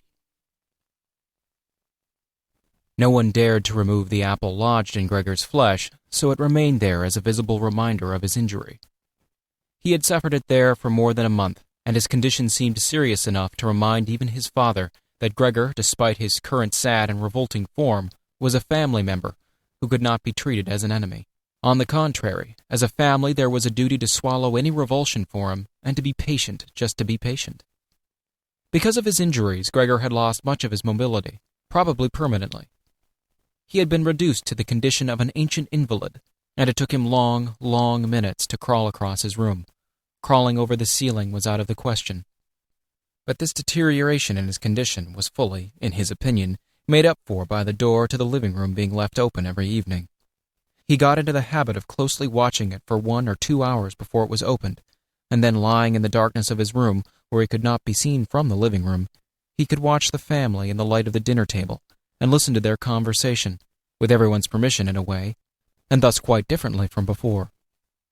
They no longer held the lively conversations of earlier times, of course, the ones that Gregor always thought about with longing when he was tired and getting into the damp bed in some small hotel room. All of them were usually very quiet nowadays. Soon after dinner, his father would go to sleep in his chair. His mother and sister would urge each other to be quiet. His mother, bent deeply under the lamp, would sew fancy underwear for a fashion shop. His sister, who had taken a sales job, learned shorthand and French in the evenings, so that she might be able to get a better position later on. Sometimes his father would wake up and say to Gregor's mother, "You're doing so much sewing again today," as if he did not know that he had been sewing. And then he would go back to sleep again while mother and sister would exchange a tired grin. With a kind of stubbornness, Gregor's father refused to take his uniform off, even at home. While his nightgown hung unused on its peg, Gregor's father would slumber where he was, fully dressed, as if always ready to serve, and expecting to hear the voice of his superior even here.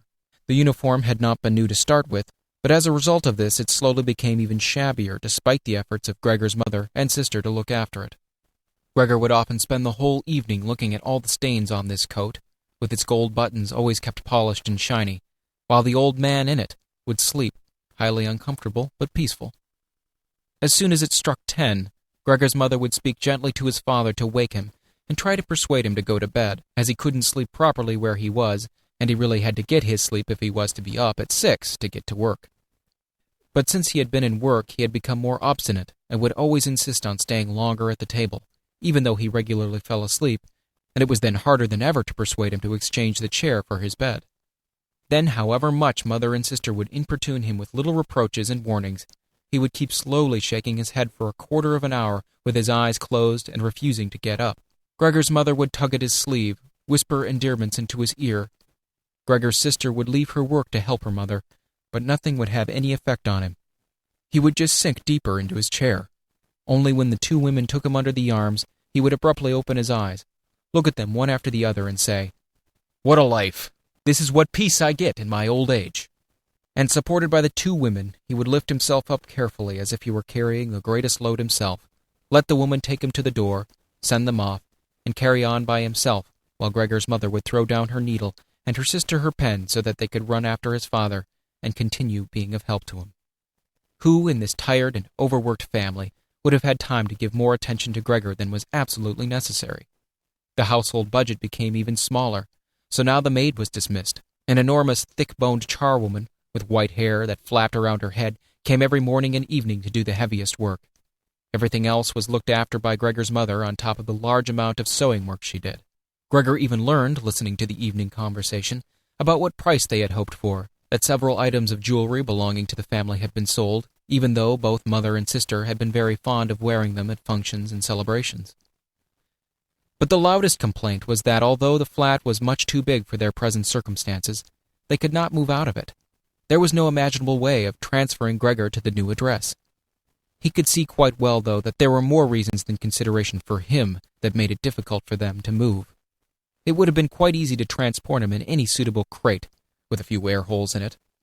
The main thing holding the family back from their decision to move was much more to do with their total despair, and the thought that they had been struck with a misfortune unlike anything experienced by anyone else they knew or were related to.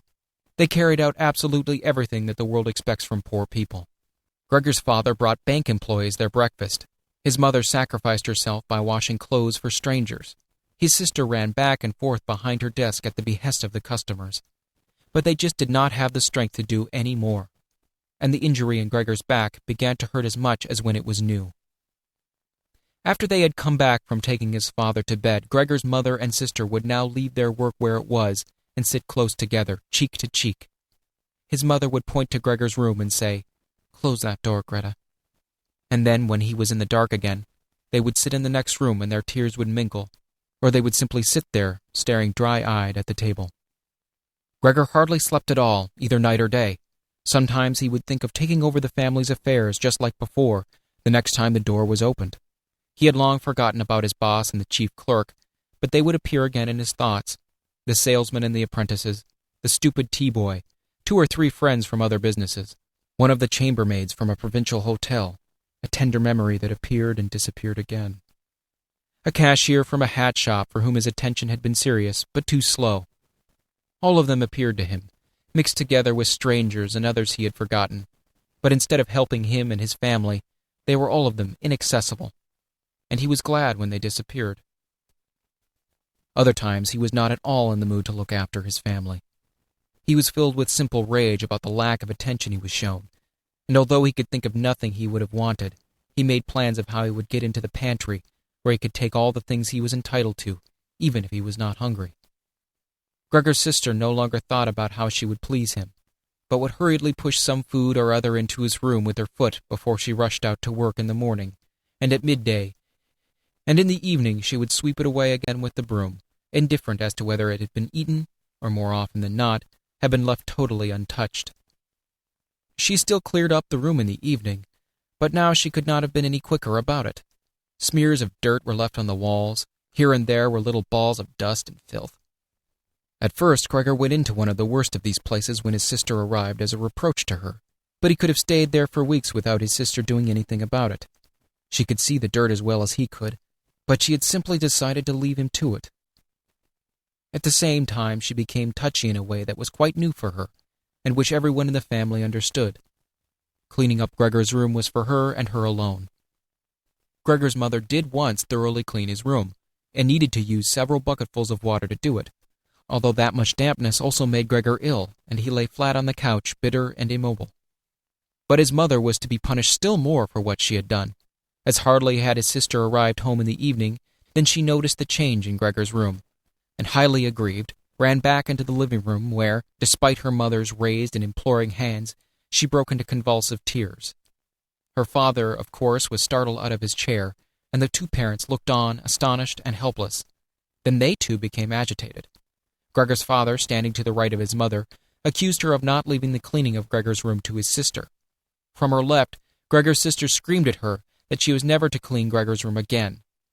While his mother tried to draw his father, who was beside himself with anger, into the bedroom, his sister, quaking with tears, thumped on the table with her small fists, and Gregor hissed in anger that no one had even thought of closing the door to save him the sight of this and all its noise. Gregor's sister was exhausted from going out to work, and looking after Gregor, as she had done before, was even more work for her. But even so, his mother ought certainly not to have taken her place. Gregor, on the other hand, ought not to be neglected. Now, though, the charwoman was here. This elderly widow with a robust bone structure that made her able to withstand the hardest of things in her long life wasn't really repelled by Gregor. Just by chance one day, rather than any real curiosity, she opened the door to Gregor's room and found herself face to face with him. He was taken totally by surprise. No one was chasing him, but he began to rush to and fro while she just stood there in amazement with her hands crossed in front of her. From then on, she never failed to open the door slightly every evening and morning and look briefly in on him. At first she would call to him as she did so with words that she probably considered friendly, such as, "Come on, then, you old dung beetle," or, "Look at that dung beetle there." Gregor never responded to being spoken to in that way, but just remained where he was without moving, as if the door had never been opened. If only they had told this charwoman to clean up his room every day instead of letting her disturb him for no reason whenever she felt like it. One day, early in the morning, while a heavy rain struck the window panes, perhaps indicating that spring was coming, she began to speak to him in that way once again. Gregor was so resentful of it that he started to move toward her. He was slow and infirm, but it was like a kind of attack. Instead of being afraid, the charwoman just lifted up one of the chairs from near the door and stood there with her mouth open, clearly intending not to close her mouth until the chair in her hand had been slammed down on Gregor's back. "Aren't you coming any closer, then?" she asked, when Gregor turned round again, and she calmly put the chair back in the corner. Gregor had almost entirely stopped eating. Only if he happened to find himself next to the food that had been prepared for him, he might take some of it into his mouth to play with it, leave it there a few hours, and then, more often than not, spit it out again. At first he thought it was distress at the state of his room that stopped him eating, but he had soon got used to the changes made there. They had got into the habit of putting things into this room that they had no room for anywhere else. And there were now many such things as one of the rooms in the flat that had been rented out to 3 gentlemen. These earnest gentlemen, all 3 of them, had full beards, as Gregor learned peering through the crack in the door one day, were painfully insistent on things being tidy. This meant not only in their own room, but since they had taken a room in this establishment, in the entire flat, and especially in the kitchen.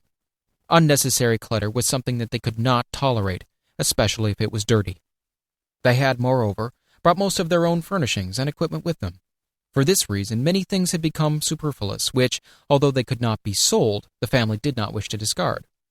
All these things found their way into Gregor's room. The dustbins from the kitchen found their way in there, too. The charwoman was always in a hurry, and anything she couldn't use for the time being she would just chuck in there. He, fortunately, would usually see no more than the object and the hand that held it. The woman most likely meant to fetch the things back out again when she had time and opportunity, or to throw everything out in one go.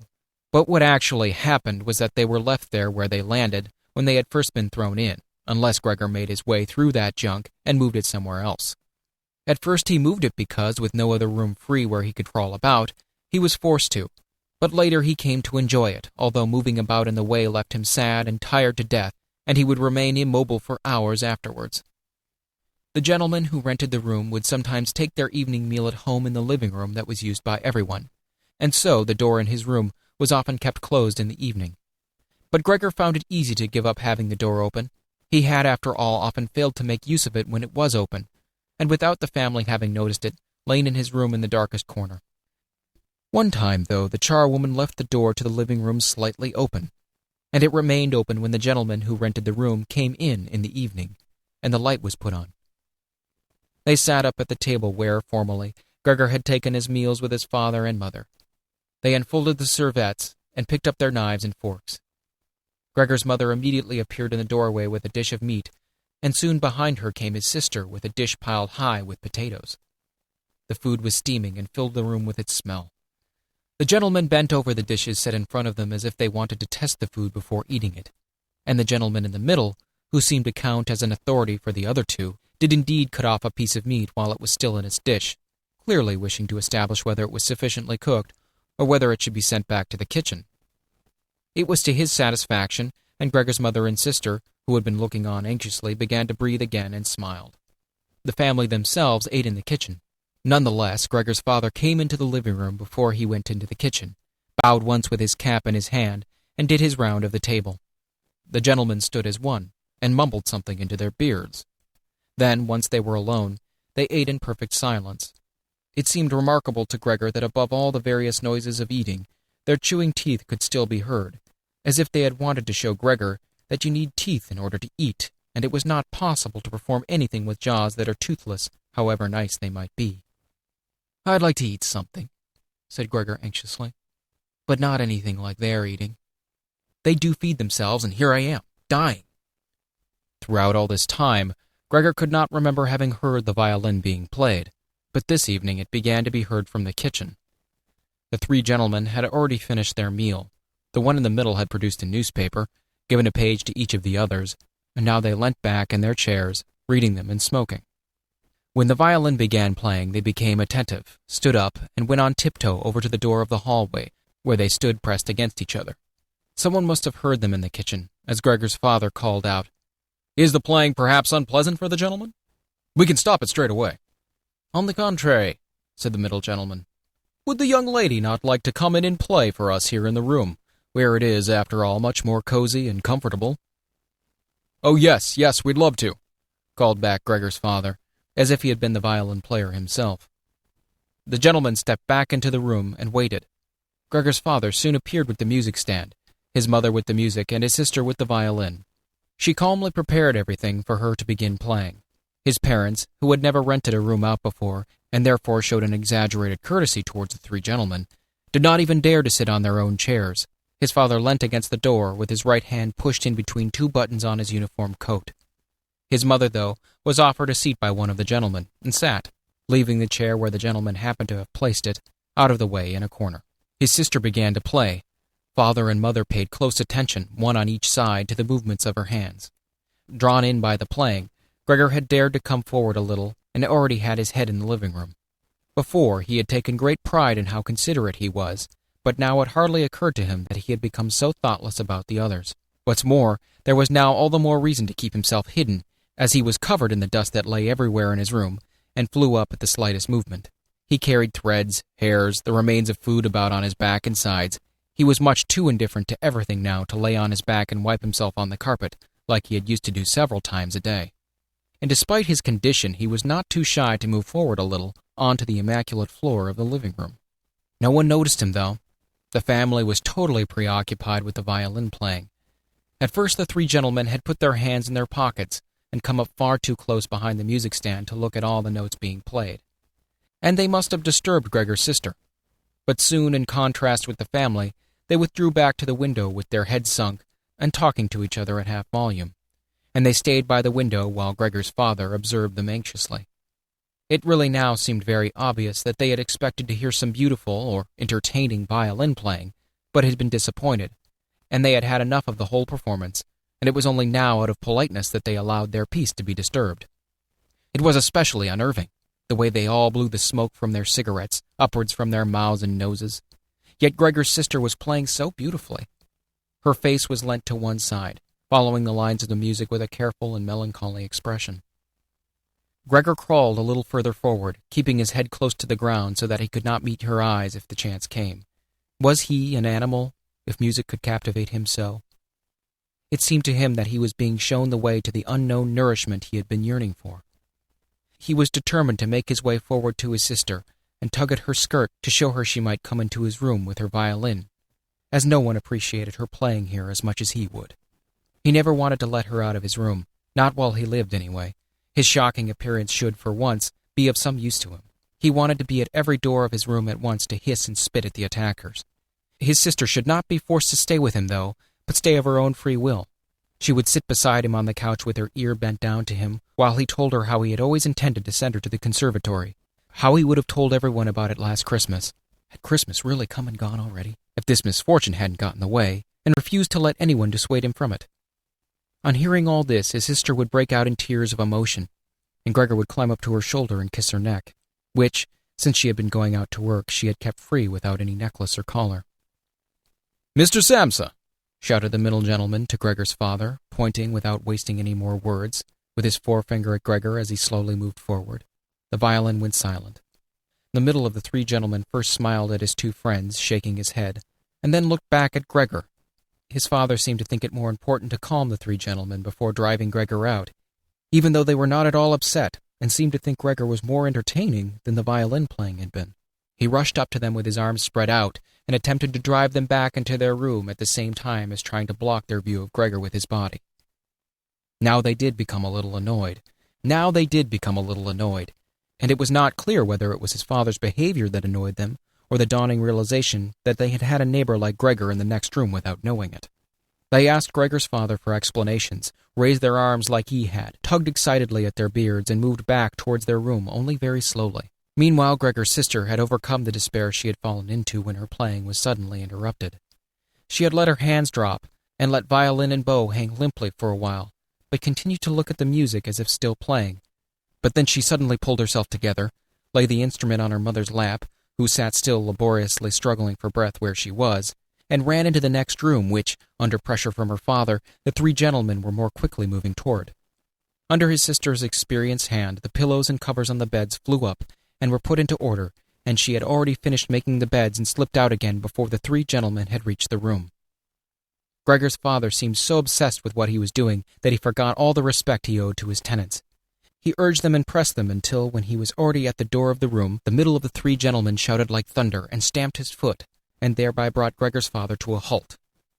"I declare here and now," he said, raising his hand and glancing at Gregor's mother and sister to gain their attention too, "that with regard to the repugnant conditions that prevail in this flat and with this family," here he looked briefly, decisively at the floor, "I give immediate notice on my room.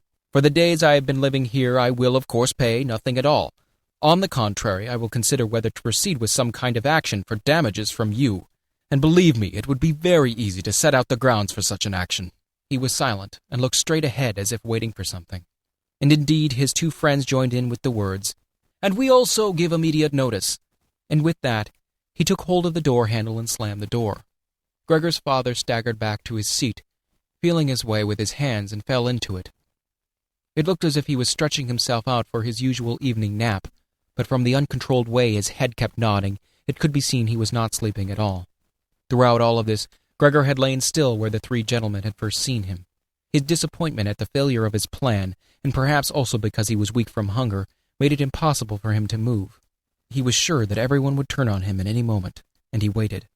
He was not even startled out of this state when the violin on his mother's lap fell from her trembling fingers and landed loudly on the floor. "Father, Mother," said his sister, hitting the table with her hand as introduction, "we can't carry on like this. Maybe you can't see it, but I can. I don't want to call this monster my brother. All I can say is we have to try and get rid of it. We've done all that's humanly possible to look after it and be patient. I don't think anyone could accuse us of doing anything wrong." "She's absolutely right," said Gregor's father to himself. His mother, who still had not had time to catch her breath, began to cough dully, her hand held out in front of her, and a deranged expression in her eyes. Gregor's sister rushed to his mother and put her hand on her forehead. Her words seemed to give Gregor's father some more definite ideas. He sat upright, played with his uniform cap between the plates left by the three gentlemen after their meal, and occasionally looked down at Gregor as he lay there immobile. "We have to try and get rid of it," said Gregor's sister, now speaking only to her father, as her mother was too occupied with coughing to listen. "It'll be the death of both of you. I can see it coming." We can't all work as hard as we have to, and then come home to be tortured like this. We can't endure it. I can't endure it any more."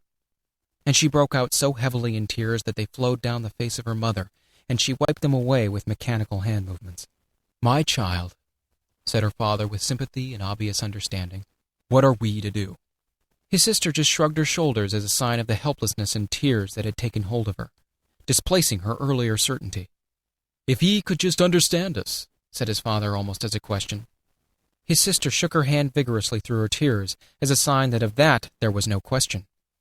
"If he could just understand us," repeated Gregor's father, closing his eyes in acceptance of his sister's certainty that that was quite impossible. "Then perhaps we could come to some kind of arrangement with him. But as it is—" "It's got to go," shouted his sister. "That's the only way, Father. You've got to get rid of the idea that that is Gregor. We've only harmed ourselves believing it for so long. How can that be Gregor? If it were Gregor, he would have seen long ago that it's not possible for human beings to live with an animal like that, and he would have gone of his own free will. We wouldn't have a brother anymore then, but we could carry on with our lives and remember him with respect. As it is, this animal is persecuting us. It's driven out our tenants. It obviously wants to take over the whole flat and force us to sleep on the streets. Father, look! Just look!" she suddenly screamed. "He's starting again!" In her alarm, she was totally beyond Gregor's comprehension. His sister even abandoned his mother as she pushed herself vigorously out of her chair, as if more willing to sacrifice her own mother than stay anywhere near Gregor. She rushed over to behind her father, who had become more excited merely because she was, and stood up half raising his hands in front of Gregor's sister, as if to protect her. But Gregor had no intention of frightening anyone, least of all his sister.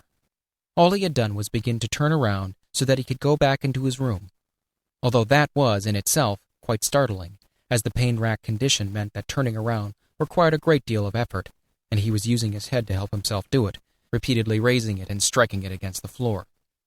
He stopped and looked around. They seemed to realize his good intention, and had only been alarmed briefly. Now they all looked at him in unhappy silence. His mother lay in her chair with her legs stretched out and pressed against each other, her eyes nearly closed with exhaustion. His sister sat next to his father with her arms around his neck. "Maybe now they'll let me turn around," thought Gregor, and went back to work. He could not help panting loudly with the effort, and had sometimes to stop and take a rest. No one was making him rush any more. Everything was left up to him. As soon as he had finally finished turning round, he began to move straight ahead. He was amazed at the great distance that separated him from his room. He could not understand how he had covered that distance in his weak state a little while before, and almost without noticing it. He concentrated on crawling as fast as he could, and hardly noticed that there was not a word, not any cry from his family to distract him. He did not turn his head until he had reached the doorway. He did not turn it all the way round, as he felt his neck becoming stiff, but it was none the less enough to see that nothing behind him had changed. Only his sister had stood up. With his last glance, he saw that his mother had now fallen completely asleep. He was hardly inside his room before the door was hurriedly shut, bolted and locked. The sudden noise behind Gregor so startled him that his little legs collapsed under him. It was his sister who had been in so much of a rush. She had been standing there waiting and sprung forward lightly. Gregor had not heard her coming at all, and she turned the key in the lock, and she said loudly at her parents, "At last!" "What now, then?" Gregor asked himself as he looked round in the darkness. He soon made the discovery that he could no longer move at all. This was no surprise to him. It seemed rather that being able to actually move around on those spindly little legs until then was unnatural. He also felt relatively comfortable. It is true that his entire body was aching, but the pain seemed to be slowly getting weaker and weaker, and would finally disappear altogether. He could already hardly feel the decayed apple in his back or the inflamed area around it, which was entirely covered in white dust. He thought back of his family with emotion and love. If it was possible, he felt that he must go away even more strongly than his sister. He remained in this state of empty and peaceful rumination until he heard the clock tower strike 3 a.m. He watched as it slowly began to get light everywhere outside the window, too. Then, without his willing it, his head sank down completely, and his last breath flowed weakly from his nostrils. When the cleaner came in early in the morning, They'd often asked her not to keep slamming the door, but with her strength and in her hurry she still did, so that everyone in the flat knew when she'd arrived, and from then on it was impossible to sleep in peace. She made her usual brief look in on Gregor, and at first found nothing special. She thought he was laying there so still on purpose, playing the martyr. She attributed all possible understanding to him. She happened to be holding the long broom in her hand, so she tried to tickle Gregor with it from the doorway. When she had no success with that, she tried to make a nuisance of herself and poked at him a little. And only when she found she could shove him across the floor with no resistance at all did she start to pay attention. She soon realized what had really happened, opened her eyes wide, whistled to herself, but did not waste time to yank open the bedroom doors and shout loudly into the darkness of the bedrooms. "Come and have a look at this. It's dead. Just lying there, stone dead." Mr. and Mrs. Samsa sat upright in their marriage bed and had to make an effort to get over the shock caused by the cleaner before they could grasp what she was saying. But then, each from his own side, they hurried out of the bed. Mr. Samsa threw the blanket over his shoulders. Mrs. Samsa just came out in her nightdress. And that is how they went into Gregor's room. On the way, they opened the door to the living room, where Greta had been sleeping since the three gentlemen had moved in. She was fully dressed, as if she had never been asleep, and the paleness of her face seemed to confirm this. "Dead?" asked Mrs. Samsa, looking at the charwoman inquiringly, even though she could have checked for herself, and could have known it even without checking. "That's what I said," replied the cleaner, and to prove it she gave Gregor's body another shove with the broom, sending it sideways across the floor. Mrs. Samsa made a movement as if she wanted to hold back the broom, but did not complete it. "Now then," said Mr. Samsa, "let's give thanks to God for that." He crossed himself, and the three women followed his example. Greta, who had taken her eyes from the corpse, said, "Just look how thin he was. He didn't eat anything for so long. The food came out again just the same way as it went in." Gregor's body was indeed completely dried up and flat. They had not seen it until then, but now he was not lifted up on his little legs, nor did he do anything to make them look away. "Greta, come with us in here for a little while," said Mrs. Samsa with a pained smile. And Greta followed her parents into the bedroom, but not without looking back at the body. The cleaner shut the door and opened the window wide. Although it was still early in the morning, the fresh air had something of warmth mixed in with it. It was already the end of March, after all. The three gentlemen stepped out of their room and looked around in amazement for their breakfasts. They had been forgotten about. "Where is our breakfast?" the middle gentleman asked the cleaner irritably. She just put her finger on her lips and made a quick and silent sign to the men that they might like to come into Gregor's room. They did so and stood around Gregor's corpse with their hands in the pockets of their well-worn coats. It was now quite light in the room. Then the door of the bedroom opened, and Mr. Samsa appeared in his uniform with his wife on one arm and his daughter on the other. All of them had been crying a little. Greta now then pressed her face against her father's arm. "Leave my home, now," said Mr. Samsa, indicating the door and without letting the women from him. "What do you mean?" asked the middle of the three gentlemen, somewhat disconcerted, and he smiled sweetly. The other two held their hands behind their backs and continually rubbed them together in gleeful anticipation of a loud quarrel which could only end in their favor. "I mean just what I said," answered Mr. Samsa, and with his two companions went in a straight line towards the man. At first he stood there still, looking at the ground as if the contents of his head were rearranging themselves into new positions. "All right, we'll go then," he said, and looked up at Mr. Samsa, as if he had been suddenly overcome with humility, and wanted permission again from Mr. Samsa for his decision. Mr. Samsa merely opened his eyes wide and briefly nodded to him several times. At that, and without delay, the man actually did take long strides into the front hallway. His two friends had stopped rubbing their hands some time before, and had been listening to what was being said. Now they jumped off after their friend, as if taken with a sudden fear that Mr. Samsa might go into the hallway in front of them and break the connection with their leader. Once there, all three took their hats from the stand, took their sticks from the holder, bowed without a word, and left the premises. Mr. Samsa and the two women followed them out onto the landing, but they had no reason to mistrust the men's intentions, and as they leaned over the landing they saw how the three gentlemen made slow but steady progress down the many steps. As they turned the corner on each floor they disappeared, and would reappear a few moments later. The further down they went, the more the Samsa family lost interest in them. When a butcher's boy, proud of posture with his tray on his head, passed them on his way up, and came nearer than they were, Mr. Samsa and the women came away from the landing and went, as if relieved, back into the flat. They decided the best way to make use of that day was for relaxation and to go for a walk. Not only had they earned a break from work, but they were in serious need of it. So they sat at the table and wrote 3 letters of excusal. Mr. Samsa to his employers, Mrs. Samsa to her contractor, and Greta to her principal. The cleaner came in while they were writing to tell them she was going. She'd finished her work for that morning. The 3 of them at first just nodded without looking up from what they were writing, and it was only when the cleaner still did not seem to want to leave that they looked up in irritation. "Well?" asked Mr. Samsa. The charwoman stood in the doorway, with a smile on her face, as if she had some tremendous good news to report, but would only do it if she was clearly asked to. The almost vertical little ostrich feather on her hat, which had been a source of irritation to Mr. Samsa all the time she had been working for them, swayed gently in all directions. "What is it you want, then?" asked Mrs. Samsa, whom the cleaner had the most respect for. "Yes," she answered, and broke into a friendly laugh that made her unable to speak straight away. "Well, then, that thing in there, you needn't worry about how you're going to get rid of it. That's all been sorted out." Mrs. Samsa and Greta bent down over their letters, as if intent on continuing with what they were writing. Mr. Samsa saw that the cleaner wanted to start describing everything in detail, but, with outstretched hand, he made it quite clear that she was not to.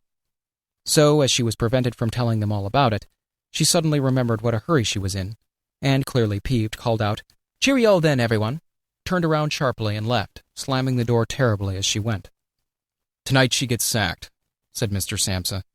But he received no reply from either his wife or his daughter, as the charwoman seemed to have destroyed the peace they had only just gained. They got up and went over to the window, where they remained with their arms around each other. Mr. Samsa twisted round in his chair to look at them, and sat there watching for a while.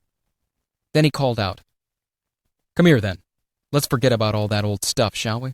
Come and give me a bit of attention." The 2 women immediately did as he said, hurrying over to him, where they kissed him and hugged him, and then they quickly finished their letters. After that, the 3 of them left the flat together, which was something they had not done for months, and took the tram out to the open country outside the town. They had the tram, filled with warm sunshine, all to themselves. Leant back comfortably on their seats, they discussed their prospects and found that on closer examination they were not at all bad. Until then they had never asked each other about their work, but all 3 had jobs which were very good, and held particularly good promise for the future. The greatest improvement for the time being, of course, would be achieved quite easily by moving house. What they needed now was a flat that was smaller and cheaper than the current one which had been chosen by Gregor, one that was in a better location, and most of all, more practical. All the time, Greta was becoming livelier. With all the worry they had been having of late, her cheeks had become pale, but while they were talking, Mr. and Mrs. Samsa were struck almost simultaneously with the thought of how their daughter was blossoming into a well-built and beautiful young lady. Just from each other's glances, and almost without knowing it, they agreed that it would soon be time to find a good man for her. And, as if in confirmation of their new dreams and good intentions, as soon as they reached their destination, Greta was the first to get up and stretch out her young body.